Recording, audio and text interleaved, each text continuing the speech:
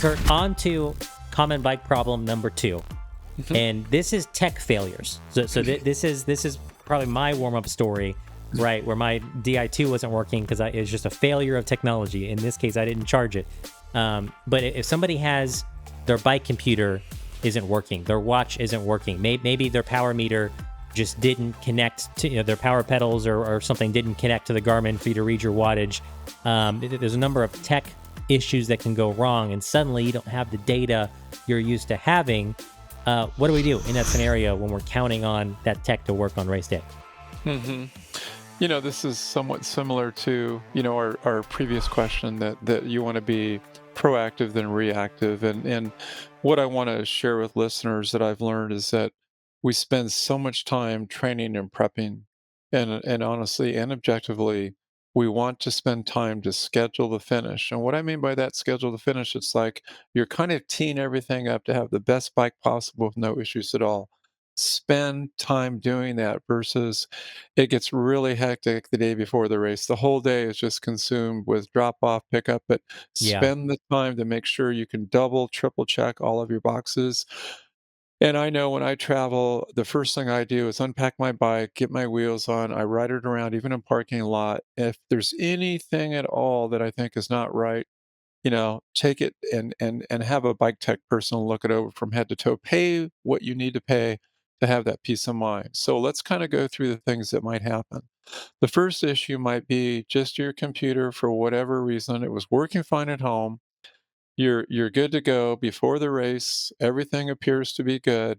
But if it's not good, you've got to get it taken care of. I remember being at a race in California called Vineman, and and our listeners can appreciate this. I'll keep it light because it was somewhat painful. You're with your spouse. You're going to drop your bike off, and when you say, "I'll be right back," you should never say, "I'll be right back," because these two guys spent over 2 hours, two bike mechanics on my bike to get everything to calibrate. The temperature got warmer and warmer and warmer, and I'm running back and forth, and my wife's asking me, "Are you ready yet?" "No, we're not ready yet." So I had to eat a little humble pie. They spent 2 hours and they had SRAM on the phone. They're telling me, "I'm really sorry. I can't do it." So then you're like, "Okay, here's my reality. At least I know that this is not going to work, so I'm not going to see my power."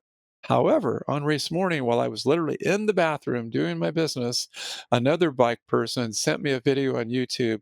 And in 3 minutes, when I followed the YouTube, guess what? The power meter all of a sudden worked. However, if you're out on the bike course and all of a sudden you lose that data, the first thing to do is don't panic. You need to always think about technology is awesome, but you need plan A, plan B, plan C, have 3 or 4 parachutes on your back.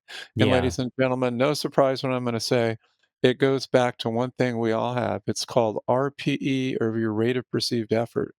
And sometimes in your training, it's good to cover your bike computer, to know your power, to know your heart rate, to know how fast you're traveling, because if and when it's going to happen, you are toast. It could even be your chest strap. That's very common. All of a sudden, the battery just dies. You've got no heart rate data.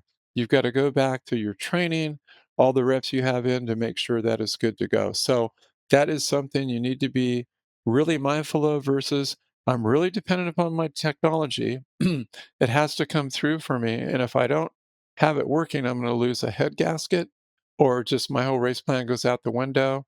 For an athlete, just remember that's going to happen. So just continue to do the best with your gear, look over it, do the very best you can. And if and when it happens on race day, you just really have to manage it. I wish I could say this is a 1, 2, 3 and you should be fine, but you just got to go ahead and do that. Yeah, there's a couple things I'll add here, Kurt. We actually had a podcast episode just a few months ago at the time we're recording this, where Triathlon Coach Will Usher was on the episode, and we were talking about um, working out without technology, like train without tech was the title of the Mhm, episode. Is there mhm. an occasion where it's beneficial to go out and train without your watch, without your power, without your whatever? And in my head, when I was crafting the episode, it was like, okay, there's probably some benefit throughout the season to do some sessions like that. And Will made a great point. He was like, you can still take the tech and like you just said, just cover up the garment or just put your watch in your back pocket instead of having it on your wrist and have some experiences where you're doing the training off of RPE, off of the way you're feeling. but you're still collecting the data. So it uploads to TriDot and you see how the workout went, right? And the TriDot tech is able to calibrate your upcoming workouts based on how the workout went. And so, yeah, that's another benefit here, right? Doing some training sessions where you're going off of how you feel so that if that tech fails on race day, you kind of have a sense of, okay, I've done this before. I've gauged my effort and how my body feels. I've been in tune with how my body feels on a workout before, and I'm just going to pace this race day with that knowledge and that experience. So really like you pointing that out, Kurt. And the other thing, go ahead, Kurt. Yep. You go ahead, Andrew. No, you go ahead. Oh, thank you. The other scenarios we talk about, just tech failures. There could be times I think we've all encountered, especially when we're running, that you're looking at heart rate and you're like, wait a minute, this doesn't seem to be right. And Andrew, I tell stories. I don't know why you always seem to be there when these things happen. I'm not sure or what, I but need I'm to going to go stop back. coming to the races where you race, Kurt, is I what I'm know. hearing. Well, you've been there enough to know that, hey, stuff happens on race day. So this is in St. George. Remember at the World Championship? Yes, You sir. remember that very vividly. So we had a cold swim. We're on the bike. The first half wasn't too bad. It got really warm and really windy. I think I was like at mile 80 or 90 going, oh my goodness, this is the real deal. So now we get to start climbing Snow Canyon. So I saw John Mayfield like at about mile 95, and he's like, oh, I think you're in second place by 6 minutes. And I'm thinking, okay, I've got to climb Snow Canyon. And for our listeners, if you want an epic experience, definitely go to St. It's a George, good even though climb. this Yeah, it's a good climb. it's an awesome climb. So I start climbing up that grade. And I think I'm approaching mile 100, and I'm looking at my heart rate on the computer. It goes from like I'm usually in the zone. My ceiling's like 135 ish. I know I shouldn't go over that. All of a sudden, Andrew, it spikes to 244. I just about lost it. I'm like, "Oh my gosh, that is like 100 beats over." Am I It dead? is dear Am I Lord, dying? I have sinned. I have sinned, and if you're gonna take me now, I am definitely way off the charts.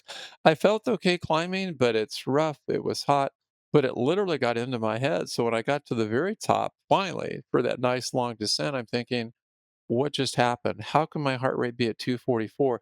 I didn't feel as though I was hyperventilating.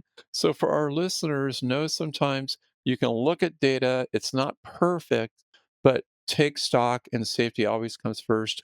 I think honestly, if my heart rate was that high, that would have been it. They would have called the medics and said, "Hey, this Sure. guy's done." So just know that it's going to be inaccurate at times, and even on the run, we see that. Just with satellites, you could be running at say a 8:30 pace, all of a sudden it drops down to 7:20 or it goes to 10 minutes. No need to panic. Use your RPE and just maintain your focus. Yeah, one more thing, Kurt, with these technology tools, right? And I think people get caught out on this more so with the bike than the run, because we all get outdoors, put our multi-sport watch on our wrist, and go for a run, and know how that piece of tech works in the field. Where a lot of cyclists these days, a lot of triathletes especially, when you're doing your training indoors on the trainer, which I'm a big fan of, I do most of my rides on the trainer indoors, but because of that, I don't have as much practice with, okay, when I go outdoors for a ride, is my Garmin bike computer or my Garmin wristwatch, is it connecting to my power meter and my heart rate strap? And are those connections happening? And if not, why not?